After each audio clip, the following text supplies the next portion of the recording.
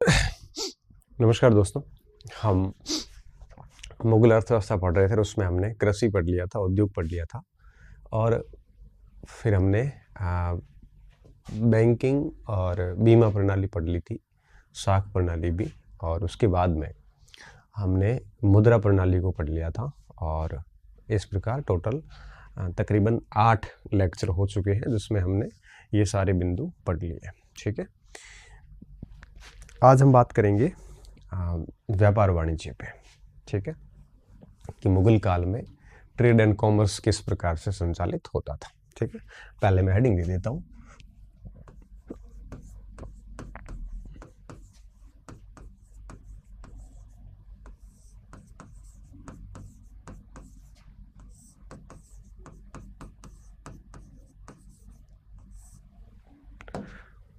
उस समय वैसे केवल व्यापार ही होता था, वाणिज्य होता ही नहीं था। व्यापार और वाणिज्य में अंतर ये है, व्यापार का मतलब होता है वस्तुओं का खरीदना बेचना, ट्रेड कहलाता है, व्यापार कहलाता है। लेकिन खरीदने बेचने से पहले उसका प्रचार करना और उसके बेचने के बाद ग्राहकों की संतुष्टि का फीडबैक लेना, फिर उसमें अगली बार जब उत्पादन करोगे उसमें सुधार करना, ये सारा वाणिज्य कहलाता है। तो वाणिज्य में वस्तुओं को बेचने करने के अलावा भी कई सारी बातें शामिल हो जाती है, मार्केटिंग पूरा आ जाता है उसमें। ठीक है, और फिर लेखा जोखा जो होता है वो भी सारा उसमें आ जाता है, वाणिज्य साथ में लिखते हैं हम लोग। तो इसमें हम क्या क्या पढ़ेंगे। ठीक है, तो इसमें हम सबसे पहले पढ़ेंगे कि इस समय व्यापारी वर्ग था कौन सा, व्यापार का काम करते कौन थे, और माप तोल के साधन क्या थे इस समय। ठीक है, और मुद्रा क्या थी इस समय, विनिमय का माध्यम क्या था। एक तो हम ये पढ़ेंगे, और विनिमय का माध्यम ये हम पहले ही पढ़ चुके हैं, माप तोल और व्यापारी वर्ग का भी पढ़ेंगे। इसके बाद हम देखेंगे आंतरिक व्यापार, देश की सीमाओं के अंदर जो विभिन्न प्रांतों के बीच में जो व्यापार होता था वो पढ़ेंगे। और फिर पढ़ेंगे विदेशी व्यापार, कि देश की सीमाओं से बाहर जो लेन देन होता था उसे हम विदेशी व्यापार कहते हैं, फॉरेन ट्रेड कह सकते हैं। तो व्यापार वाणिज्य में हम ये 3 बिंदुओं पे बात करेंगे, व्यापारी वर्ग, माप तोल, ये पहले बेसिक्स है। फिर इंटरनल ट्रेड कैसा होता था और एक्सटर्नल ट्रेड कैसे होता था। ठीक है, इंटरनल और एक्सटर्नल में हम ये देखेंगे कि कौन सी वस्तुओं का होता था, किस क्षेत्र को होता था, कौन से रास्तों से होता था और कौन सी वस्तुओं से होता था। ठीक है, तो इनमें दोनों में हम क्या क्या देखेंगे, इन दोनों में कि किन क्षेत्रों से व्यापार होता था। ठीक है, जैसे मध्य प्रदेश का गुजरात से या भारत का ईरान से। फिर देखेंगे कि परिवहन का साधन क्या था, परिवहन का साधन कौन से रास्तों से व्यापार होता था, कौन से क्षेत्रों को होता था, कौन से रास्तों को होता था, आयात निर्यात वस्तुएं कौन सी थी, आयात निर्यात वस्तुएं कौन सी थी। ठीक है, परिवहन के साधन में फिर आपके मार्ग भी साथ में आ जाएंगे, है ना, जल मार्ग और थल मार्ग दोनों आ जाएंगे। तो क्षेत्र कौन सा था, किन मार्गों से व्यापार होता था, और आयात और निर्यात की वस्तुएं कौन सी थी। ये 3 बिंदुओं पे हम इसमें आंतरिक व्यापार में भी देखेंगे और विदेशी व्यापार में भी देखेंगे। क्षेत्रों से सीधा सा तात्पर्य ये रहेगा कि जैसे आंतरिक व्यापार के क्षेत्रों की बात करें तो गुजरात का मालवा के साथ व्यापार होता था, तो किन क्षेत्रों से हो गया, ये हो गया। इनके बीच में कौन सी वस्तुएं आयात निर्यात होती थी, एक्सपोर्ट इंपोर्ट कौन सी वस्तुओं का होता था, ये पता चलेगा। तीसरा पता चलेगा कि कौन से रास्तों से होता था। तो स्वाभाविक सी बात है, ये स्थल खंड है तो पूरा तो जल मार्ग तो होगा नहीं, स्थल मार्ग से होता होगा। और स्थल मार्ग में भी साधन क्या क्या थे उस समय, यस, इतनी सी बात हमें देखनी है। विनिमय का क्या माध्यम था उस समय, लेन देन कैसे होता था, तो वो हुंडी प्रथा हम पहले ही सारा समझ चुके हैं। जब विदेशी व्यापार की बात आएगी तो क्षेत्र कौन से, तब हम कहेंगे अफ्रीका, यूरोप, ईरान, मतलब एशिया के पश्चिमी भाग, ये क्षेत्र थे। परिवहन का साधन क्या था, तब हम कहेंगे कि जल मार्ग भी था और थल मार्ग भी था। जहाज़ों से, नावों से भी होता था और आपके गाड़ियों से, कार्गो की सहायता से भी होता था। आयात निर्यात की वस्तुएं कौन सी थी वो भी देखेंगे। फिर जल मार्ग देखेंगे तो कौन से बंदरगाह थे, किस बंदरगाह से कौन सी वस्तुएं जाती थी, कहाँ से वस्तुएं आती थी। ये 3 आयाम जो है वो हम आंतरिक व्यापार और विदेशी व्यापार में समझेंगे, तब हमारा ये बिंदु पूरा हो जाएगा। मैं इसकी 3 क्लासेस मान के बैठा हूँ, एक एक क्लास तीनों की आ जाएगी, है ना। आज हम देख लेंगे व्यापारी वर्ग और माप तोल। ये हमने पिछली क्लास में पहले ही पूरा कर दिया है। ये आपके विनिमय का माध्यम में हुंडी व्यवस्था हो गई, मुद्रा व्यवस्था हो गई, है ना, ये सब कुछ पहले ही क्लियर हो गया है। ठीक है, तो हम शुरुआत करते हैं। व्यापारी वर्ग कौन सा था, फिर देखते हैं माप तोल, फिर नेक्स्ट क्लास में देखेंगे आंतरिक व्यापार, उसके बाद में देखेंगे विदेशी व्यापार, फिर हमारी मुगल अर्थव्यवस्था है वो कंप्लीट हो जाएगी। ठीक है, तो मैं हेडिंग देता हूँ सबसे पहले व्यापारी वर्ग।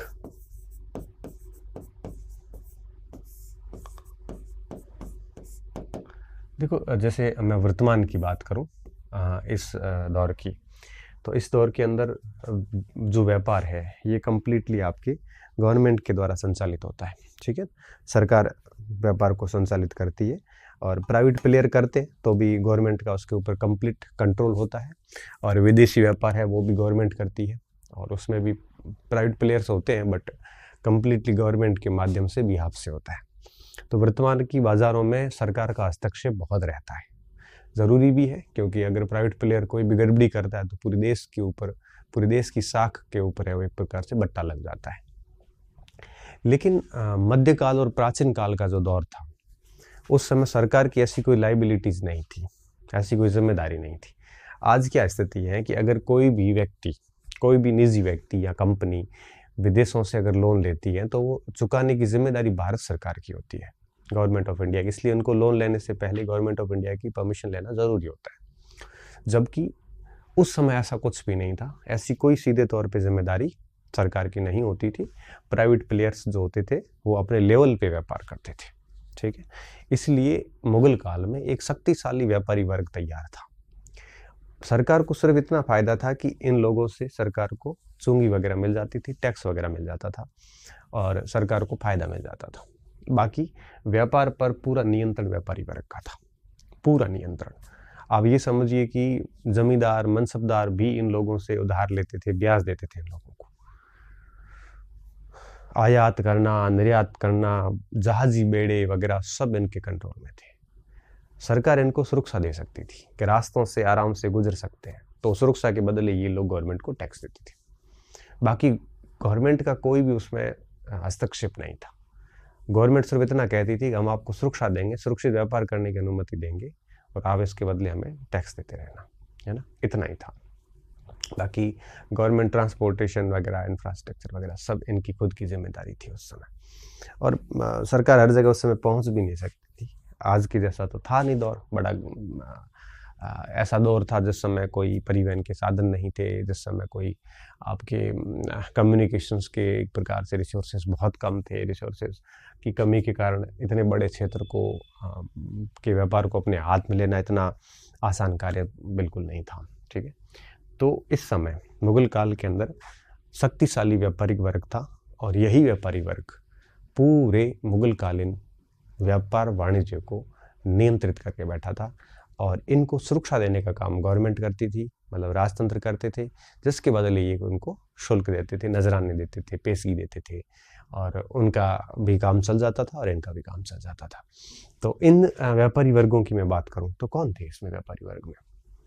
वापस वही बात आएगी, सर्राफ थे, बोहरा थे, साहूकार थे, महाजन थे, है ना, बणिये थे, वणिक थे और चेटियार थे, दक्षिण में पारसी थे, राजस्थान में जैन थे, माहेश्वरी अग्रवाल ये थे, मारवाड़ी सारे, पंजाब सिंध में खोजा थे, खत्री थे। इस तरह से हर क्षेत्र में एक आधी ऐसी कम्युनिटी होती थी जो व्यापारी वर्ग में शामिल हो गई थी, है ना, जो व्यापारी का काम करती थी। तो व्यापारी वर्ग किसी एक वर्ग का हिस्सा, वर्ग पर किसी इसका अधिकार नहीं था। इसमें विभिन्न प्रकार के वर्ग शामिल थे और चूंकि वो काम सभी का व्यापार वाणिज्य था, ठीक है, मुसलमान भी थे, दाऊदी बोहरा मुसलमान भी बहुत सारे लोग थे इसमें, तो इस तरह से था। तो अब मैं इसमें सबसे पहली बात क्या लिखने वाला हूँ, सबसे पहले ये लिखूंगा कि मुगल काल में एक शक्तिशाली व्यापारिक वर्ग था और जो कि पूरे मुगल काल के व्यापार वाणिज्य को अपने नियंत्रण में किए हुए था और इनको सुरक्षा का काम सरकार करती थी, जिसके बदले ये लोग चुंगी कर वगैरह कुछ भुगतान है वो सरकार को करते थे। फिर लिखेंगे कि इस समय निम्नलिखित व्यापारिक वर्ग थे। बस पहला पॉइंट हम ये लिखने वाले हैं।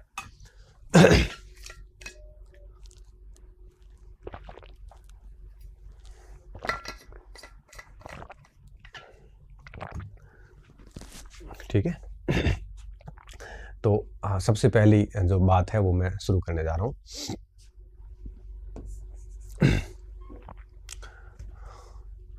मुगल काल में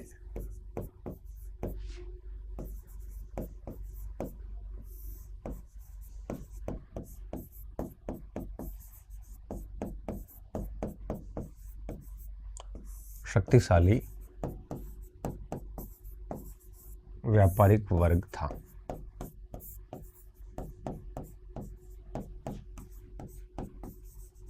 जो कि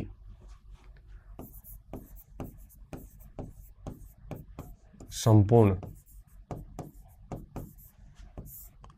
व्यापार वाणिज्य को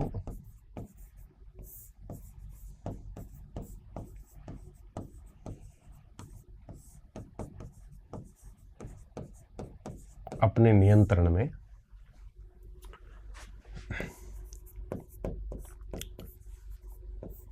किए हुए था।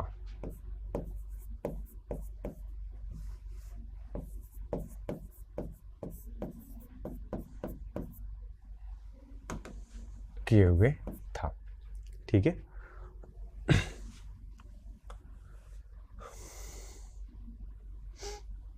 इनको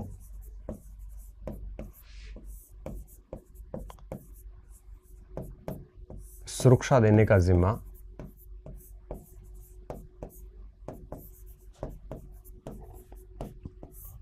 सरकार का था,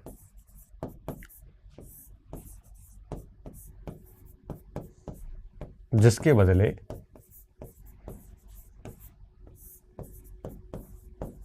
बदले ये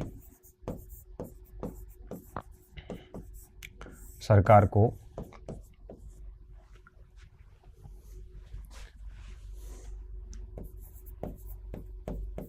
चुंगी, कर कह दो, उपहार कह दो, पेशगी कह दो, सरकार मतलब शासक से हो गया, उपहार देते थे, ठीक है। तो मुगल काल के अंदर एक शक्तिशाली व्यापारिक वर्ग था और पूरे व्यापार वाणिज्य पे इनका गजब का कंट्रोल था, ठीक है। अब मैं आपको एक उदाहरण देता हूँ। सूरत के अंदर वीरजी बोहरा एक व्यापारी थे। स्थिति यहाँ ये थी कि पूरे पश्चिमी तट और दक्कन के कोई भी व्यापारी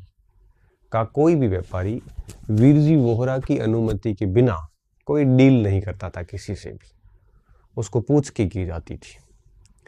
वो ऐसा व्यापारी था जिससे यूरोपियन लोग व्यापारी भी उधार पैसे लेते थे, जमींदार भी लेते थे।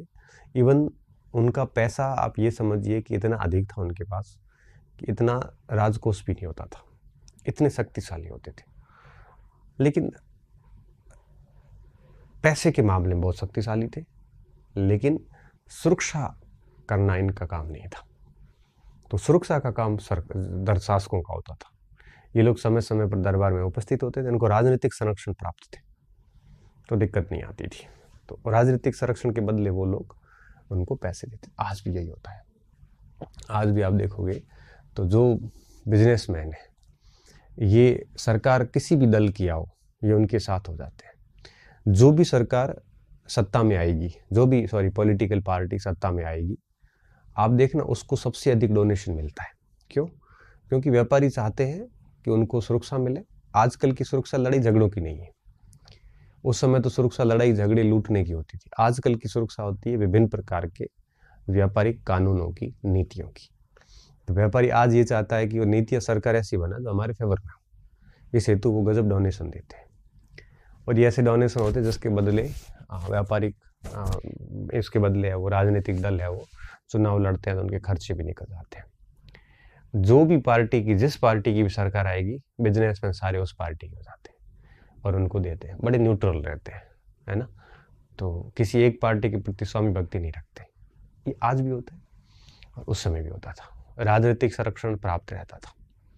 और हालांकि ये कुछ बिजनेसमैन ऐसे भी हैं जो इस प्रकार से नहीं करते, बट करते हैं, मोस्टली सब करते हैं, करना पड़ता है, कोई ऑप्शन नहीं इनके पास में। चुंगी कर पेश की उपहार देते थे। इस प्रकार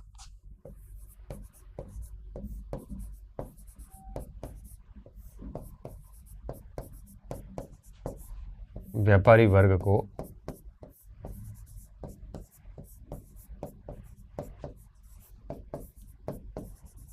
राजनीतिक संरक्षण प्राप्त था।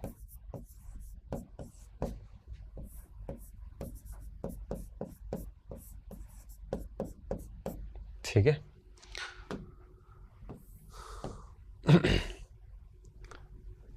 एक बार वीरजी बोहरा को किसी मुगल अधिकारियों ने कारागृह में डाल दिया था।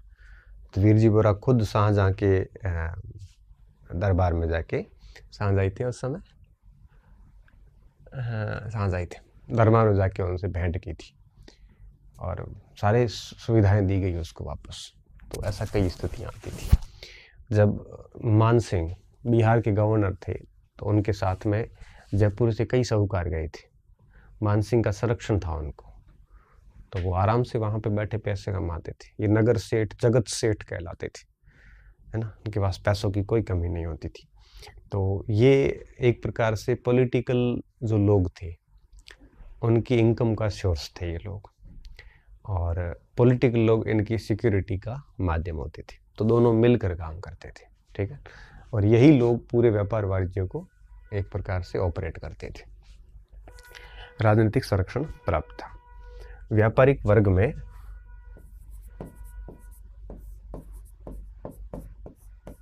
इस वर्ग में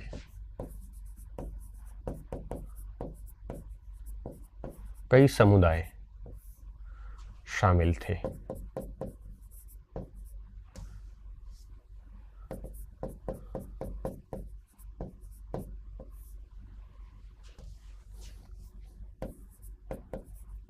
ठीक है।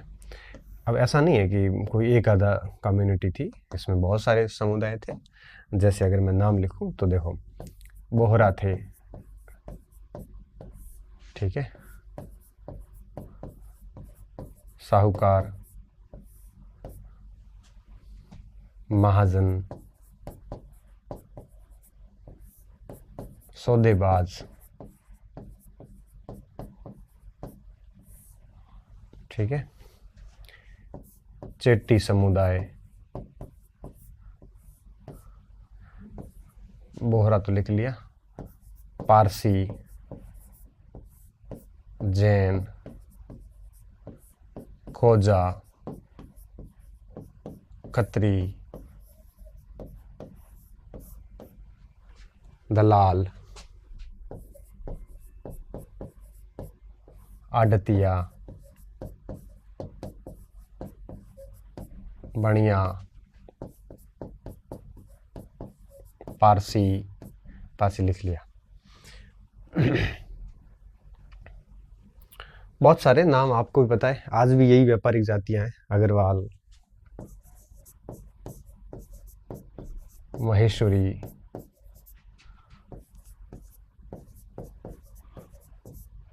है ना। कई सारे नाम हैं जो, ये सारे ऐसे कोई पूछता नहीं है, फिर भी दिमाग में रखना है। आज भी ये सब लोग यही काम करते हैं। बोहरा समुदाय आजकल जैन समुदाय हो गया है, और ये बनिया, अग्रवाल, महेश्वरी, जैन, खत्री, ये सब आज भी। आड़तिया क्या है बेसिकली? आड़तिया होते हैं दलाल, एजेंट, ये एक ही है दोनों। किसानों से फसलें लेना और मंडी में जाके बेचना, ये काम आड़तिये करते हैं, है ना। तो ये मीडिएटर होते हैं सारे सारे, ये सारे सारे सौदेबाज, दलाल, आड़तिये, ये तीनों एक ही कैटेगरी के लोग हैं। ठीक है, तो ये सारे समुदाय थे उस समय जो व्यापारिक वर्ग में शामिल थे। फिर दूर दूर क्षेत्रों से सॉरी लोग जाते थे और ये काम है वो करते थे। जैसे राजस्थान के लोग हैं वो गुजरात जाके वहाँ पे व्यापारिक वर्ग में शामिल हो जाते थे, बिहार जाके हो जाते थे, बंगाल जाके हो जाते थे, कई सारी जगह पे जाके है वो लोग व्यापारी बन जाते थे। ठीक है, सॉरी। तो ये आपके कुछ ऐसी श्रेणियां थी जो कि आपके यूं कहिए कि व्यापारिक वर्ग में शामिल थे। अब ये आप लिख लेना। मैं चाहता था कि कुछ नोट करके आप लिख लो, ये श्रेणियों के क्षेत्रों के बारे में भी लिख लो, ताकि क्या पता कोई ऐसा सुमिलित करो में आ जाए तो दिक्कत ना हो हमारे। तो एक ऐसा सामान्य सा नोट डाल के लिख लेना कि कौन सी श्रेणी कहाँ पे थी। तो थोड़ा सा क्या है कि यही है, इनको नाम कोई वापस लिख रहा हूँ, यहाँ जगह नहीं है। तो देखिए जैसे राजस्थान, सीधा लिखते हैं यहाँ पे। अब देखो ओसवाल, अग्रवाल, महेश्वरी, जैन, ये व्यापारिक वर्ग कहाँ का था? मारवाड़ का था, स्पेशली राजस्थान का। ठीक है, मारवाड़ राजस्थान में है। ठीक है, खोजा व खत्री थे पंजाब व सिंध में। आज भी खत्री लोग, सिंधी लोग व्यापारिक वर्ग में शामिल है। ठीक है, सिंध, पंजाब, यहाँ पे ये लोग स्पेशली थे। गंध बणिक होते थे बंगाल के अंदर, ये वणिक वर्ग ही हुआ बंगाल में। पारसी, बोहरा, बोहरा दाऊदी मुसलमान भी थे, और पारसी बोहरा ये थे आपके गुजरात के अंदर। बनिया भी, पारसी, बोहरा, बनिया, ये कहाँ के थे? गुजरात के थे। ठीक है, और इसके अलावा अगर अपन और देखें तो चेटियार और कोमती ये दक्षिण में थे। आपने चेट्टी समुदाय सुना ही होगा, नाम सुनते ही होंगे।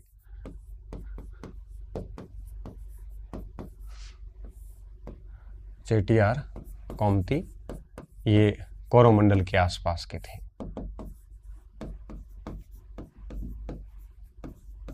ठीक है, ये लोग यहाँ पे व्यापार करते थे तटवर्ती क्षेत्रों में। इसके अलावा कुछ लोग ऐसे थे जो किसी स्पेशल जगह के नहीं थे, शहरदार थे। तो ये लोग शहर और शहरों के व्यापारी होते थे।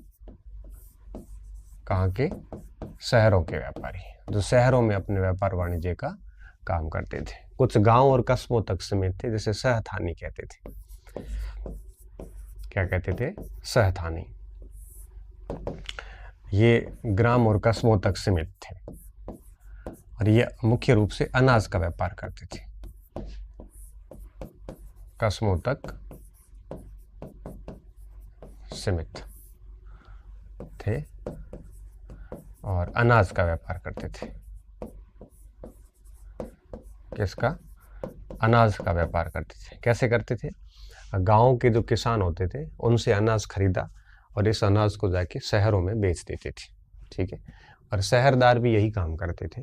शहरदार शहरों में रहते थे, सहथानी गांव में रहते थे। फर्क इतना ही था, और काम दोनों लगभग इनका एक ही था। ये लोग गांव से अनाज लेके शहरों में जाते थे, और ये शहर के लोग गांव से अनाज मंगवाते थे अपने आड़तियों के जरिए। ठीक है, तो शहरदार हो गए सहथानी, चेटियार, पारसी, गंधबणी, खोजा, खत्री, जायसवाल, अग्रवाल। और एक नाम और आता है, वो आता है आपकी बिछायत। ये बिछायत लोग क्या करते थे? ये बेसिकली एजेंट टाइप होते थे शहरों के। शहरदार जो व्यापारी होते थे इनके, ये गाँव में जाते थे, अस्थायी रूप से रहते थे, और जैसे फसल पकती थी उस समय जाते थे, और फिर वहाँ से जो प्रोडक्शन होता था उनकी डील करते थे, वहाँ से वो प्रोडक्शन लेते थे और लेके शहर में आ जाते थे। तो ये जनरली फसल कटाई के समय जाते थे। तो गांव में रहने वाले अस्थायी व्यापारी वर्ग था ये।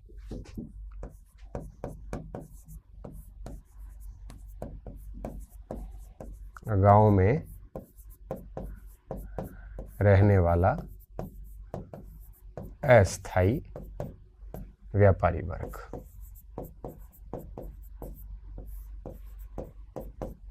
ठीक है, ये बिछागत थी। तो आप ये कह सकते हो कि ये जितने भी हमने लिखे हैं, ठीक है, तो मुगल काल में देश का आंतरिक और बाह्य व्यापार इनके नियंत्रण में था। मुगल काल में देश का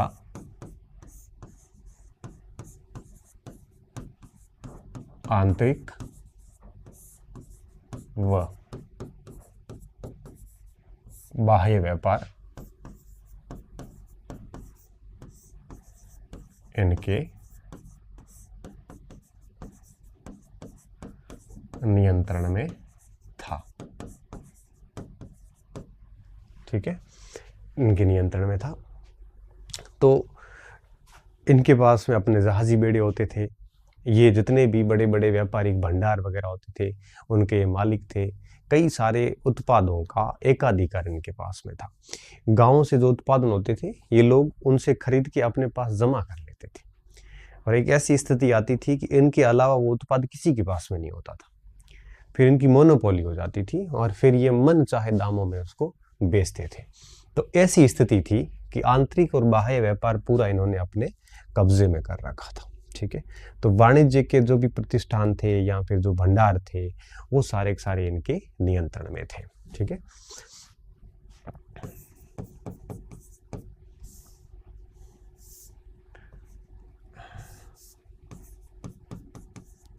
वाणिज्य प्रतिष्ठान, व्यापारिक भंडार,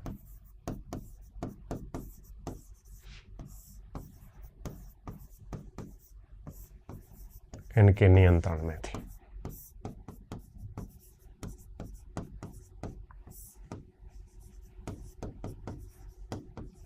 ठीक है, और बड़े बड़े जहाजी बेड़े होते थे इनके पास में जो लाने ले जाने का काम करते थे, विदेश व्यापार। बंदरगाहों पर भी इनको विशेष सुविधाएं प्राप्त होती थी। और कोई छोटे व्यापारी होते थे, कोई बड़े भी होते थे। छोटे वालों को बड़ों की अनुमति के बिना काम करने की एक प्रकार से परमिशन भी नहीं थी, और उनकी हिम्मत भी नहीं थी कि कोई वीरजी बोहरा जैसे व्यक्ति के विरुद्ध चला जाए, शांतिनाथ जैसे व्यक्ति के विरुद्ध चला जाए। तो ये कुछ नोट था, तो ध्यान रखना इसका। तो देखो व्यापारी वर्ग पढ़ रहे थे तो इनका क्या योगदान था, इनमें कौन लोग शामिल थे और ये लोग क्या क्या करते थे। अब मैं चाह रहा था कि आपको एक बिंदु और इसमें बताना चाहूँगा कि इस समय कुछ मुख्य व्यापारियों के नाम अक्सर परीक्षा में आ जाता है कि अब्दुल गफूर बोहरा कौन था या शांतिनाथ कौन था। अभी तो ये कुछ लग नहीं रहा है, लेकिन एग्जाम में आता है तो बड़ा महत्वपूर्ण, बड़ा प्यारा सा लगता है। फिर इसका इम्पोर्टेंस पता चलता है कि ये बड़ा महत्वपूर्ण था और हमने इसको गौर से नहीं पढ़ा। ठीक है, बीच में किसी परीक्षा में मैंने कई बार देखा वीरजी बोहरा का सवाल आता रहता है कि वीरजी बोहरा का संबंध किससे था, व्यापारी था, चित्रकार था, क्या था। हालांकि अनुमान तो लगा लेते हैं, लेकिन मैं चाहता हूँ कि अनुमान क्यों लगाए, कंफर्म करें ना, ताकि कॉन्फिडेंस रहता है अगले प्रश्न पे भी।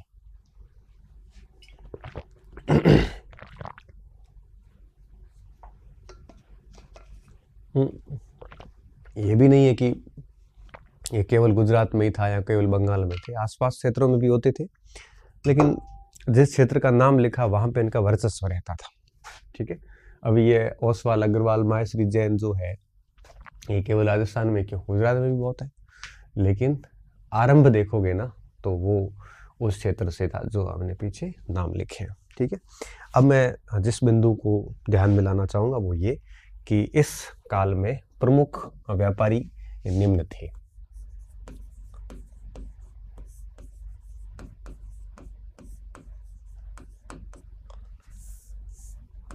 इस काल के कुछ प्रतिष्ठित व्यापारी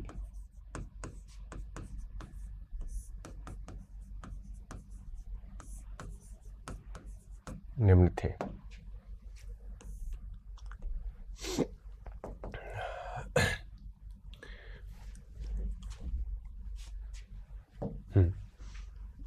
सबसे पहला हम नाम लिखेंगे वीरजी बोहरा का, और ये सबसे प्रतिष्ठित व्यापारी था इस पूरे काल का।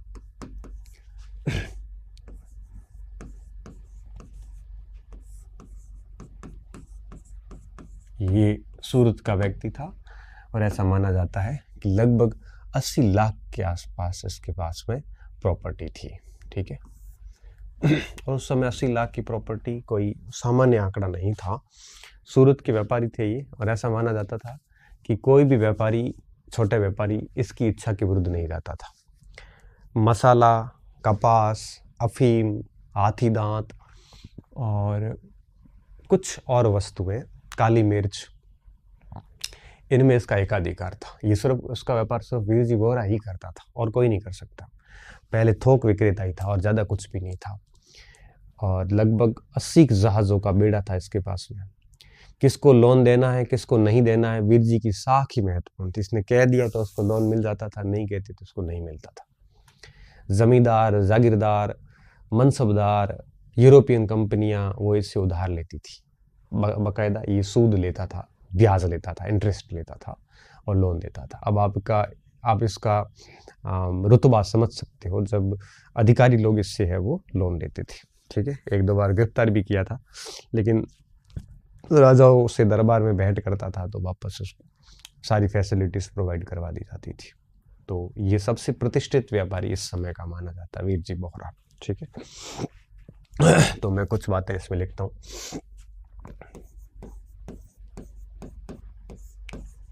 सूरत का प्रतिष्ठित व्यापारी था।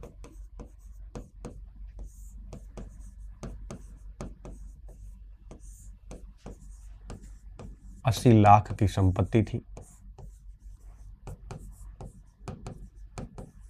अब ये कोई पूछेगा नहीं कि कितनी संपत्ति थी, किसको उधार देता था। ये मैं इसलिए बता रहा हूँ ताकि इसके बहाने आपको वीरजी बोहरा याद हो जाएगा। ठीक है, परीक्षा में वीरजी बोहरा का मैक्सिमम सवाल यही आ सकता है कि कौन था, बस इससे ज़्यादा प्रश्न की गुंजाइश भी नहीं बनती। तो फिर आपको सर ये फिर बातें क्यों बता रहे हैं, ये इसलिए बता रहे हैं ताकि वीरजी बोहरा याद हो जाए। नहीं तो क्या है कि रटना पड़ेगा आपको, और रटने से क्या है कि कितना रटेंगे आखिरकार। तो कुछ बातें याद हो जाती है ना, पकड़ में आ जाएगी तो ये अपने आप याद हो जाएगा। संपत्ति थी इसलिए इसको शॉर्ट में लिख रहे हैं। जमींदार, अधिकारी सूद पर उधार लेते थे। सूद का मतलब इंटरेस्ट, उधार लेते थे। ठीक है, स्वयं का जहाजी बेड़ा था।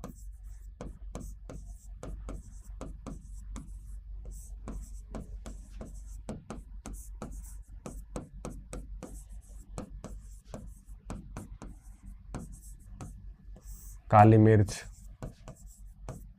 हाथी दांत, कपास,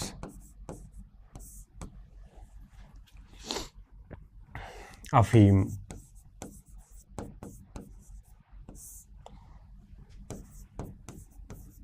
जैसी वस्तुओं के व्यापार का एकाधिकार, वस्तुओं के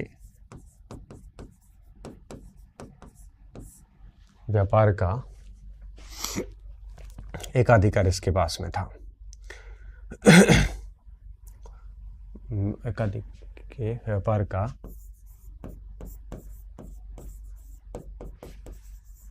एकाधिकार इसके पास था। और ईस्ट इंडिया कंपनी को तो 40 साल तक इसने उधार दिए पैसे। आप समझ सकते हो कि ईस्ट इंडिया कंपनी जो है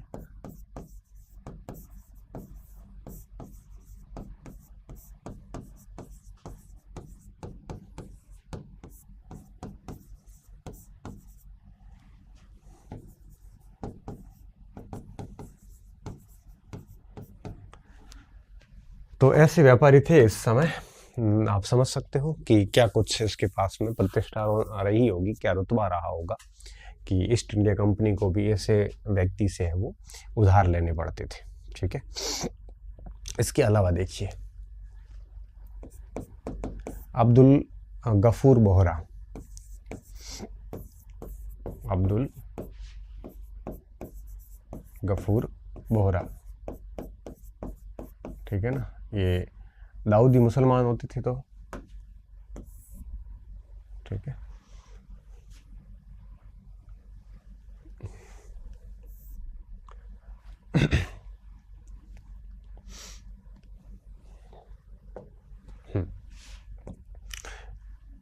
ये भी प्रतिष्ठित व्यापारी था, इसके पास में गजब का राजनीतिक संरक्षण था, जहाजी बेड़ा था, है ना, और उसमें 20 के आसपास जहाज थे। प्रॉपर्टी इसके पास भी वीरजी बोहरा जितनी थी, हालांकि उससे थोड़ा सा कम चर्चित था, बट प्रतिष्ठित ये भी था। ठीक है, गुजरात का तो मतलब गुजरात मध्यकाल से ही नहीं, प्राचीन काल से ही गुजरात एक प्रकार से व्यापारी देता आया है, आज भी है। अडानी देख लो, अंबानी देख लो, सारे गुजरात के, और राजनीतिक रूप से भी देख लो, देश के सर्वे सर्वा गुजरात के हैं। और इधर देख लो आप, मध्यकाल में ये बोहरा बोहरा सारे लगभग गुजरात के। ये पहले से बिजनेस माइंडसेट लोग रहे हैं, पारसी पूरे के पूरे बिजनेसमैन हैं, और मोस्टली सारे गुजरात में है। गुजरात हालांकि उस समय गुजरात नहीं था, गुजरात 1960 में बना, जो गुजराती भाषी क्षेत्र था, बाकी ये पूरा बॉम्बे स्टेट था, है ना। तो जो मराठी बोलते थे वो महाराष्ट्र बन गया, जो गुजराती बोलते थे वो गुजरात बन गया। ये 1960 के आसपास की बात है, पॉलिटिकल साइंस के स्टूडेंट को जानते हैं वो सब। ठीक है, तो गुजरात का व्यापारी था,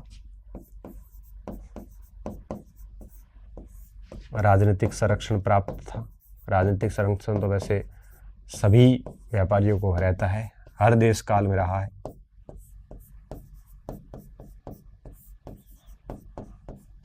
ठीक है, और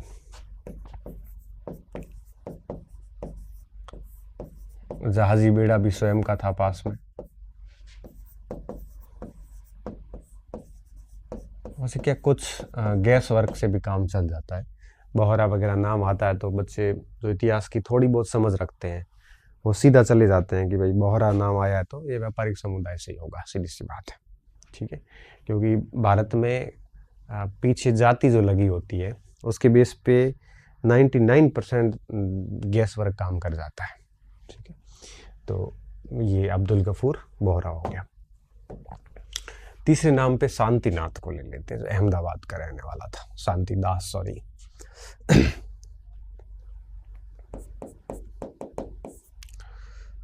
शांतिदास,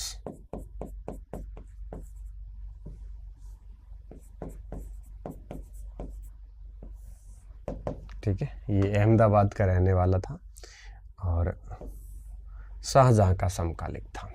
ठीक है,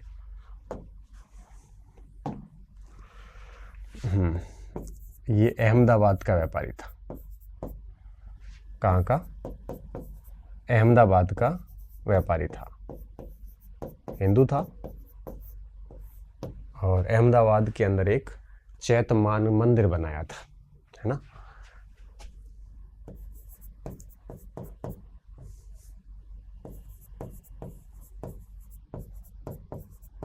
अहमदाबाद में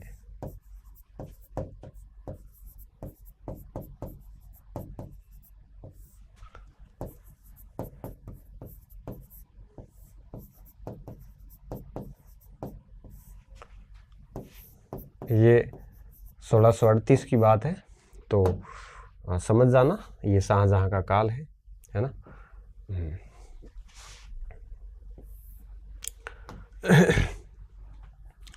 यूरोपियन यात्री मंदोसा ने चैतमान मंदिर की काफ़ी प्रशंसाएं की थी, उसको एक अद्वितीय अप्रतिम स्थापत्य कला का उदाहरण कहा था।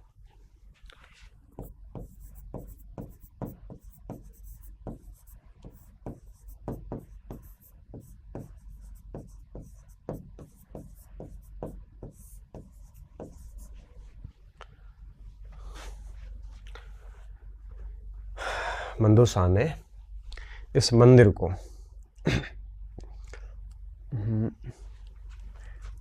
इस मंदिर को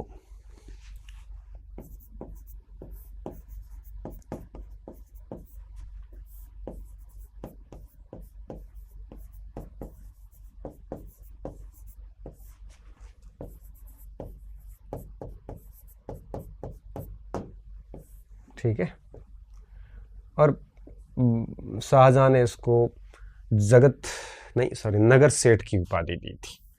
देखिए उस समय नगर सेठ और जगत सेठ कई थे, एक आधा नहीं था। कई सारे जो बड़े व्यापारी होते थे सबको जगत सेठ या नगर सेठ की उपाधियां दी जाती थी। तो ये याद रखने की वैसे जरूरत है नहीं। बादशाह ने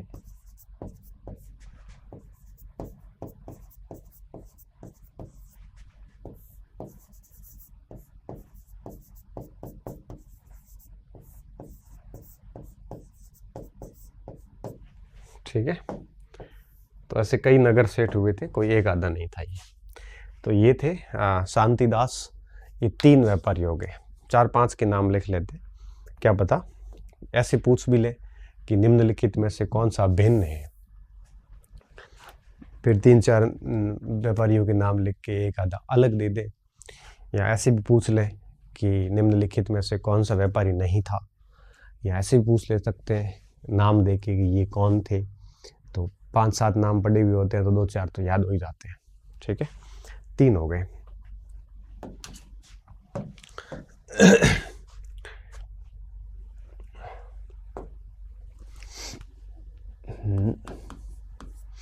हीरानंद साहू,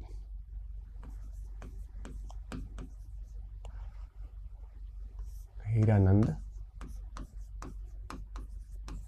साहू। अब ये राजा मान सिंह के साथ में, आमेर के राजा मान सिंह के साथ में बिहार गया था, वहाँ उसका साहूकार बन के रहा, खूब सारे पैसे कमाए। इसका बेटा मणिक चंद्र हुआ, वो भी वहाँ का साहूकार रहा। दोनों को जगत सेठ की उपाधि प्राप्त थी, और इनके पास में भी पैसे की कोई है वो कमी कभी रही नहीं। ठीक है, 10 करोड़ के आसपास की मानी जाती है इनके पास में संपत्ति थी। आमेर शासक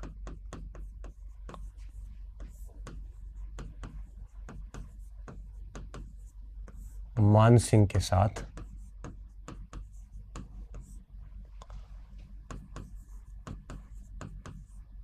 बिहार आया। ठीक है, बिहार आया और यहाँ साहूकार बन गया।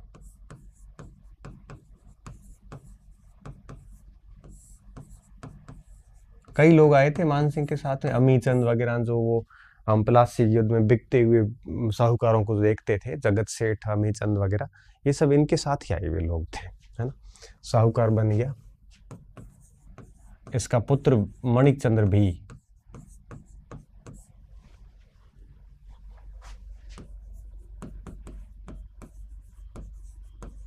अब देखो ये साहू भी व्यापारिक वर्ग में शामिल थे। अपने नाम नहीं लिखा लेकिन ये है, तो थोड़ा ये भी ध्यान रखना। मणिक चंद्र भी साहू से ही साहूकार बने थे। साहूकार बना, अकूत संपत्ति कमाई,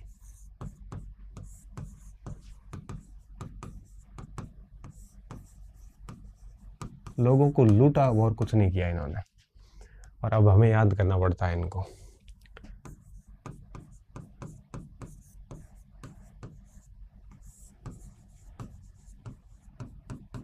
क्योंकि अगर कोई व्यक्ति बिना किसी श्रम किए हुए करोड़पति बनता है, तो मान के चलिए कि लाखों लोगों का खून पी के वो बना है। क्योंकि अर्थव्यवस्था ये कहती है कि बिना प्रोडक्शन के जो इनकम होती है वो किसी न किसी गलत तरीके से होती है। अब ये कोई प्रोडक्शन कुछ नहीं करते थे, ये लोग क्या करते थे, ब्याज पे पैसे देने, लूटना लोगों को, बीच में वो दलाली ठोक खाना, 2 रुपए में लेना, 50 रुपए में बेचना, ये इस तरह से खाते थे। इसमें कोई प्रोडक्शन नहीं होता था, ना कोई सर्विस जनरेट होती थी।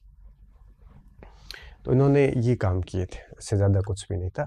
बट हाँ, हमें याद करना पड़ेगा, हमारे पास में कोई विकल्प नहीं है। क्योंकि कल को हीराचंद साहू कौन था ये पूछ लिया तो फिर हमें हमारे 2 नंबर गलत हो गए तो फिर हमारी स्थिति खराब हो सकती है। इसलिए इसको तो याद रखना ही पड़ेगा, कोई ऑप्शन नहीं है। ठीक है, जगत सेठ कहलाई, ये इनकी उपाधियां सामान्य से रहती थी। जगत सेठ यूं कहिए कि कई सारे लोगों की उपाधि थी। ये मणिक चंद्र मुर्शिद कुली खान का भी साहूकार था। ठीक है, ये भी लिख लेता हूं मैं, या इसको है ना ऐसे लिखते हैं।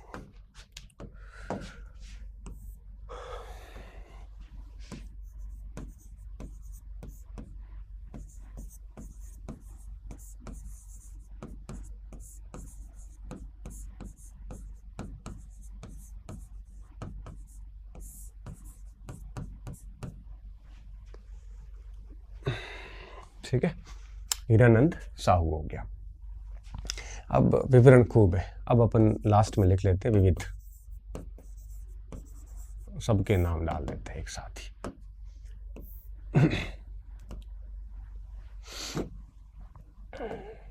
इसमें इसीलिए लिख लेते हैं।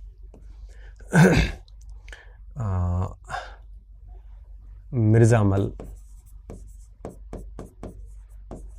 ये उत्तरी भारत का एक बहुत अच्छा व्यापारी था।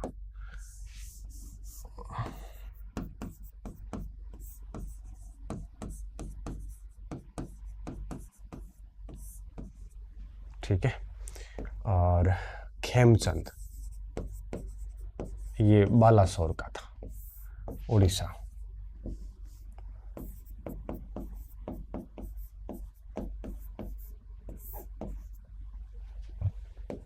ठीक है, मथुरा दास ये हुगली का था। ठीक है, बनारस दास जैन, ये जैन लिखा है, राजस्थान के थे। ठीक है, और सूरत में था एक अहमद सेलवानी,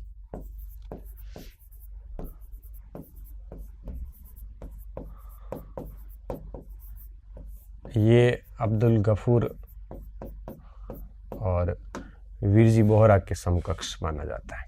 ठीक है, और चेट्टी बंधु जितने भी थे, चाहे उस्ट्रपा चेट्टी हो चाहे मलय चेट्टी हो, मलय चेट्टी। ठीक है, और एक था आपके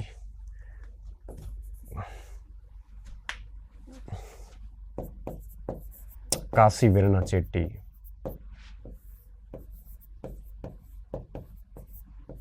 और उस्ट्रपा चेट्टी।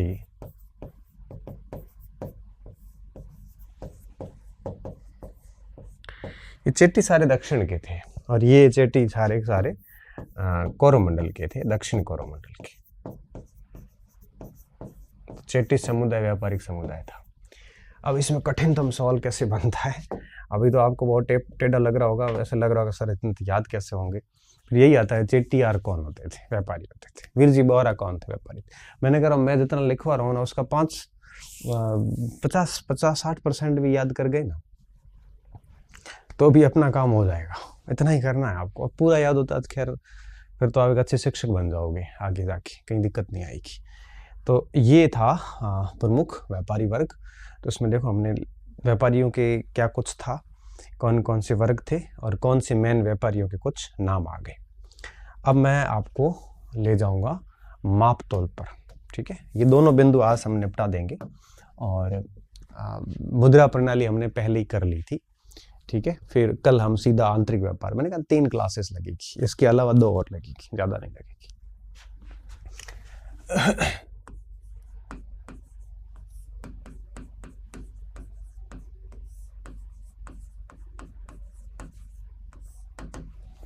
ये व्यापार वाणिज्य में क्यों पढ़ रहे हैं, क्योंकि व्यापार वाणिज्य में 3 चीज़ें बड़ी महत्वपूर्ण होती है। व्यापार कौन कर रहा है, पहली बात, किस माध्यम से कर रहा है, रुपया लेन देन किससे कर रहा है, दूसरी बात, और तीसरी बात कि भार कैसे मापते हैं। ये 3 चीज़ें तो मेन हो गई। फिर क्या बचा, रास्ते बचे, वस्तुएं बची, वो आंतरिक और बाहरी व्यापार में आ जाएगी। तो क्या होगा कि एक कंसेप्ट का एक प्रकार से 360 डिग्री अध्ययन हो जाता है, तो फिर कहीं पर भी गलत होने का चांसेस नहीं रहता। ठीक है, अब एक बार फर्स्ट ग्रेड में प्रश्न आया, मुझे ठीक से याद है, साल कौन सा मुझे याद नहीं है, आप पुराने पेपर देखोगे तो पता चलेगा। मान ए अकबरी क्या था, हालांकि लिखने में थोड़ी गलती हुई, मन ए अकबरी लिखना था, तो इंग्लिश में MAN लिखते हैं, तो मन का मान कर दिया, तो मान ए अकबरी क्या था। फिर उसमें आया कि गज था, कि ऐसे करके ऑप्शन आया, जबकि मन का मतलब होता है एक मन में 40 किलो होते हैं, बाहर की इकाई है मन, तो वो आया था मुगल कालीन अर्थव्यवस्था के मापतोल के पोर्शन से। ठीक है, तो थोड़ा सा ऐसे देखना पड़ता है। तो अब देखो मापतोल की प्रणाली में, अब आप इसको यूं समझिए कि मुगल काल में मापतोल की सबसे जो मेन इकाई जो थी वो थी मण।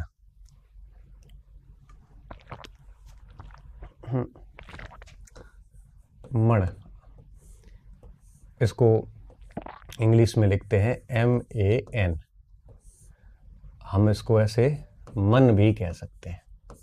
ठीक है, ये ट्रांसलेशन का खेल है। वर्तमान में भी मण चलता है, एक मण में लगभग 40 kg मानी जाती है, 40 किलो के आसपास।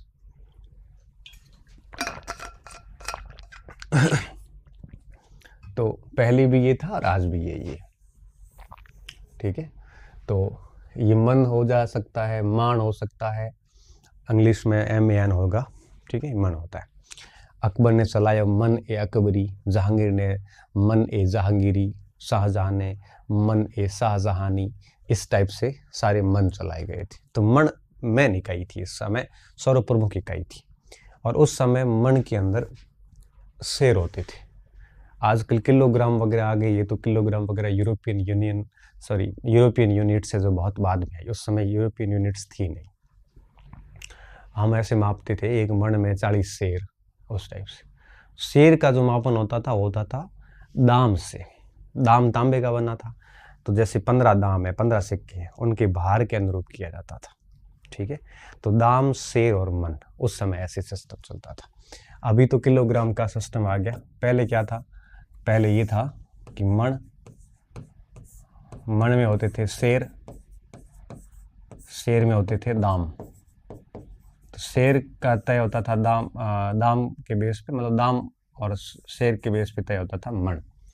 ठीक है, और यूरोपियंस जब भारत आए तो उन्होंने ये सब कर दिया पौंड के बेस पे। ठीक है, पौंड होता है ना, आज भी पौंड आता है, बाहर की इकाई है, किलो से थोड़ी सी मेरे हिसाब से कम होती है। ठीक है, ये कुछ चलता था, तो मैं इस बात को यहाँ पे लिखूंगा, ये यहाँ पड़ा है यहाँ पे। अब देखिए, मुगल काल में बाहर की सबसे प्रमुख इकाई मण थी उस समय। किलोग्राम, ग्राम ऐसे मत लिखना, क्योंकि उस समय यह इकाइयाँ प्रचलन में नहीं थी। ये इकाइयाँ बहुत बाद में आई है यूरोप के अंदर, और यूरोप से भारत में आई थी, और ये बहुत बाद में, ये यूरोपियन कंपनियां बाद में लेके आई थी। ठीक है, तो सबसे पहला पॉइंट हमारा क्या रहेगा कि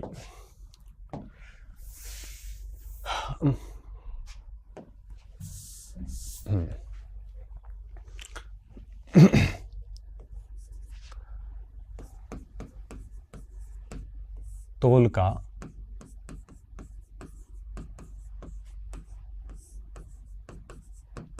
सबसे बड़ा पैमाना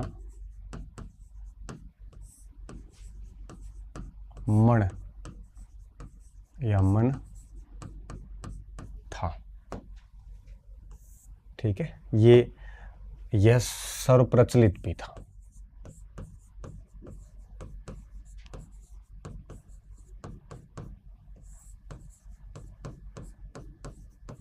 पूरे राज्य में तथा संपूर्ण मुगल काल में चलता रहा।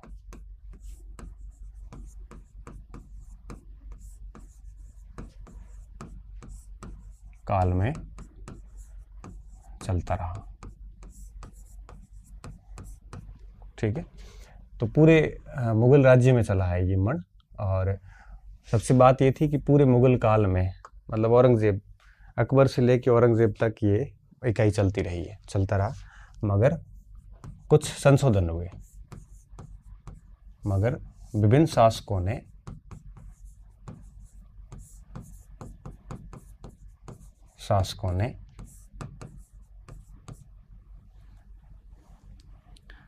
कुछ संशोधन किए।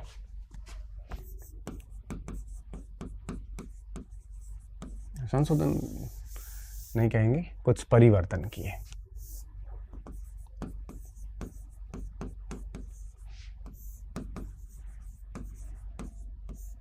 ठीक है, अब क्या परिवर्तन किए देखिए। अब देखो सबसे पहले हम लाते हैं मन अकबरी।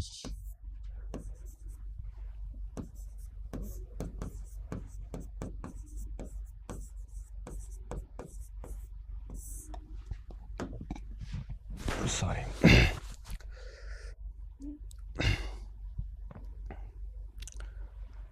मन अकबरी।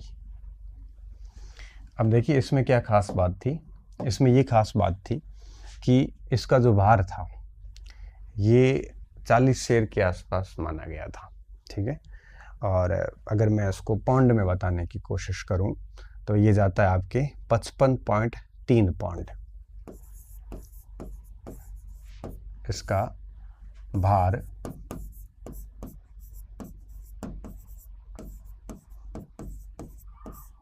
पाउंड के बराबर था। ठीक है, 55.3 पाउंड के बराबर था। ठीक है, और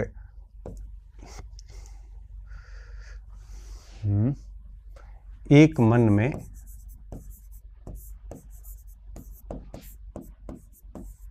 40 शेर, शेर है वो मन की इकाई थी, ये भी भार की इकाई, 40 शेर होते थे। अच्छा ये ध्यान रखना, ये परिवर्तनशील थे, ये परिवर्तन हुआ है हर काल में।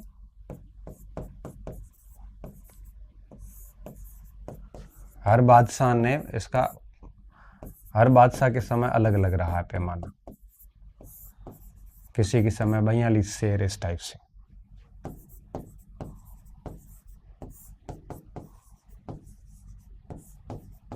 है ना, ध्यान रखना। लेकिन सबसे कॉमन बात यह कि शेर जो था इसका प्रचलन पहली बार अकबर ने किया था। ठीक है, और बाद में जो है वो मन के अंदर ये शेर की यूं कहिए कि घटती बढ़ती रही थी। जैसे एक शेर में पहले आपके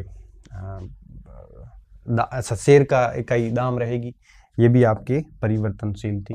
तो मैं इसको लिखना चाहूँगा कि इसका आरंभ अकबर ने किया था।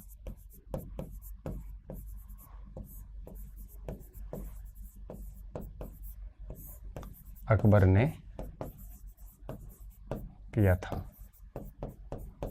ठीक है, और दूसरी बात इसमें क्या ध्यान रखनी है कि शेर का भार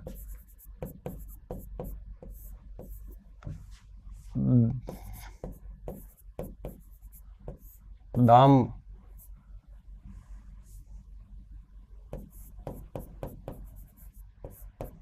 जो कि ताम्र सिक्के थे, दाम के भार के आधार पर तय किया जाता था।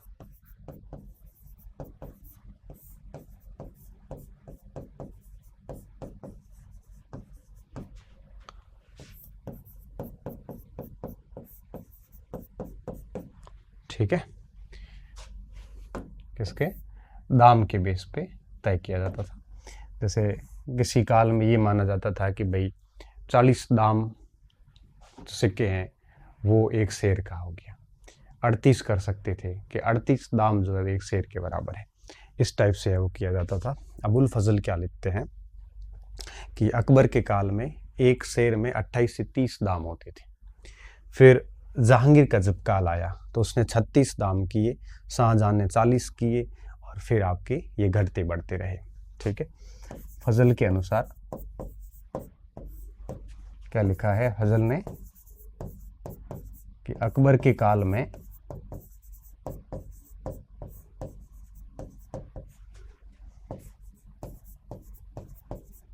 एक शेर में 28 दाम थे। ठीक है, अच्छा, ये भी स्टार्टिंग में थे, बाद में अकबर ने भी आपके एक शेर में 28 दाम नहीं रखे थे, उसने भी चेंज किया था और एक शेर में 28 की जगह पे 30 दाम भी किए थे। बाद में 30 दाम थे, बाद में आरंभ में 28 दाम थे। ठीक है, ये थोड़ा ध्यान रखना। और जहांगीर के काल में क्या था, एक शेर बराबर 36 दाम।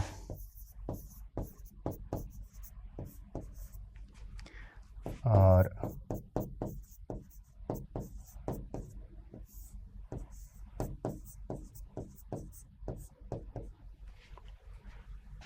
हम्म, 38 दाम।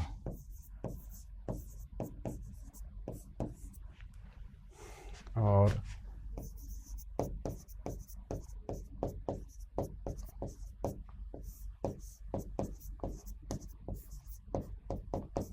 ये 40 से लेकर और 44 दाम तक ऐसे घटता बढ़ता रहा था। ठीक है, तो इस तरह से जो दाम थे ये भी आपके एक स्थायी नहीं थे, चेंज होते रहते थे। ठीक है, तो 36 हो गया।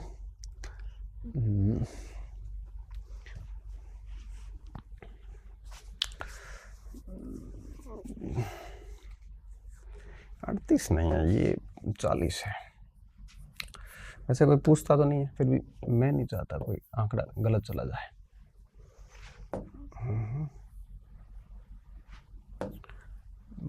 40 के बाद में 44, 4 का गैप डालना है। 42, 43 और 44 था। ठीक है, अब ठीक है। तो जहांगीर ने ये कार्य किया था, एक शेर में 36 दाम किए, शेर को बढ़ा दिया था। शाहजहां ने शेर को और बढ़ा दिया, औरंगजेब ने शेर को और भारी कर दिया था। ठीक है, तो मण में शेर में चेंजेस होगा तो सीधी सी बात है मण में भी चेंजेस होगा। तो आप देखोगे कि अकबर के समय जो मण 55.3 पौंड का था, वही जहांगीर के समय, शाहजहां के समय, औरंगजेब के समय इस मण की जो आपकी भार है वो लगातार बढ़ता जाएगा। ठीक है, ये तो था मन अकबरी। अब मैं, आप इसको लिख लीजिए। अब मैं आता हूं मन जहांगीरी पे।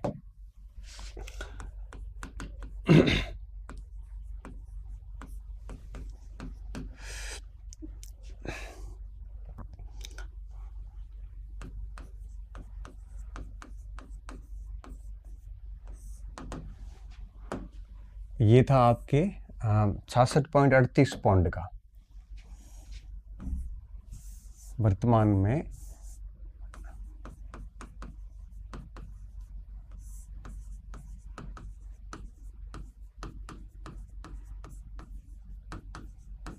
ठीक है, लगभग 85 किलो का आसपास होगा। और फिर मन ने शाहजहानी 66.38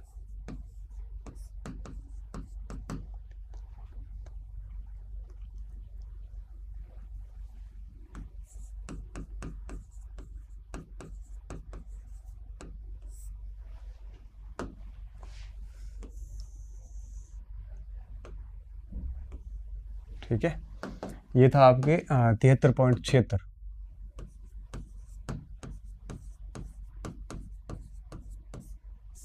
भार का था। ठीक है, अब देखिए आप, औरंगजेब के काल में मन औरंगजेब नहीं आया, ये शाहजहां ही चलता रहा। ठीक है, बाद में यही आगे चलता रहा। इसका नाम औरंगजेब ने थोड़ा नाम चेंज करके साधारण कर दिया था, आलमगीर नामक एक नई इकाई लाया था। शाहजहां ने ऐसे कई परिवर्तन है वो औरंगजेब ने किए थे। तो थोड़ा ये लिख लेते हैं अपन। औरंगजेब के काल में भी यही रहा। औरंगजेब के काल में भी, एक मिनट ऐसे क्यों करते हैं,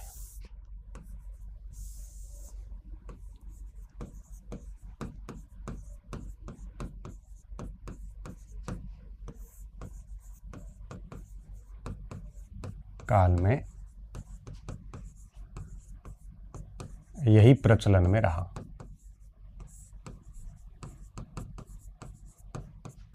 यद्यपि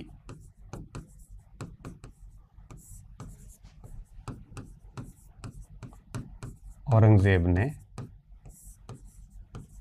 आलमगीर नामक नई इकाई भी प्रचलन में लाई थी।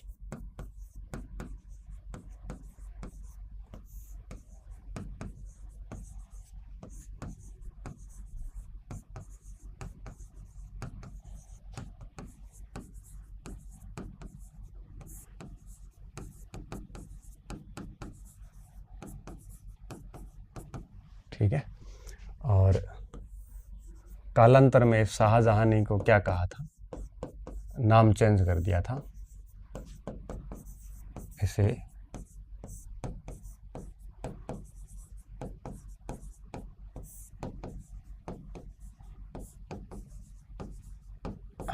साधारण नाम दिया गया। ठीक है,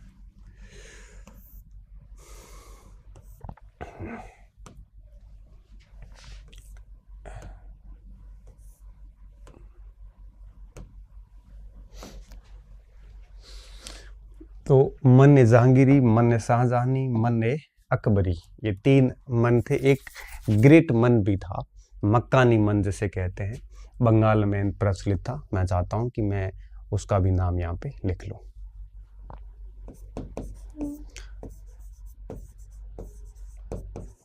मक्कान या ग्रेट मन भी कहते हैं इसको। ठीक है, ये बंगाल में नहीं था, इधर था आपके उत्तर पश्चिम में, लाहौर और मुल्तान क्षेत्र में।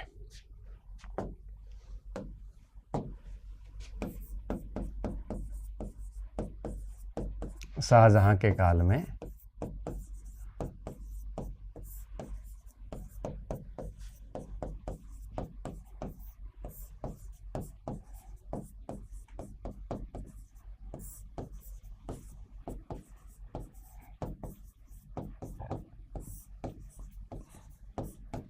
ठीक है, ये मन नामक इकाई थी जो कि माप तोल की सबसे महत्वपूर्ण इकाई जो है वो मानी जाती है। और अन्य इकाइयों की बात करें, नोट करके डाल सकते हो आप ऐसे, फिर ये माप तोल भी हमारा पूरा हो जाएगा।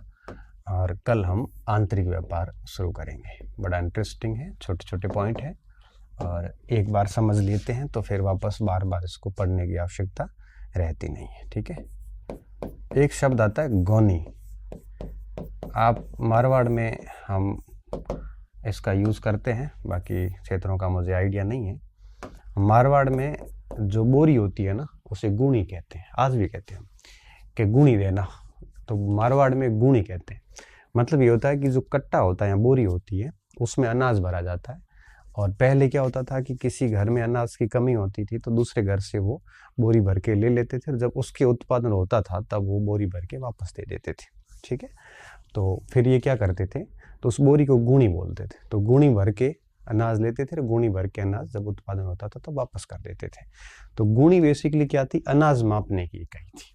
ठीक है, जो मोटे मोटे तौर पे 40-50 किलो की होती थी।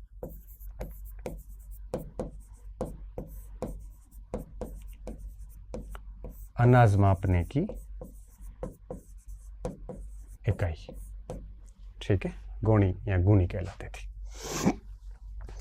कैंडी और बाहर थी दक्कन में व्यापारिक इकाइयां।